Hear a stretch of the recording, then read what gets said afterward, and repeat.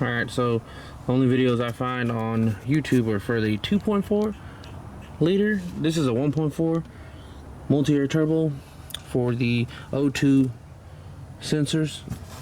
So the upstream sensor is literally right here. You're gonna need this crow's foot.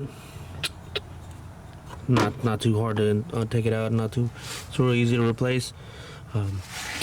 AutoZone has these for about $150, and it's the exact fit. You don't have to do no splicing, nothing. The downstream is literally under the car. Is right there.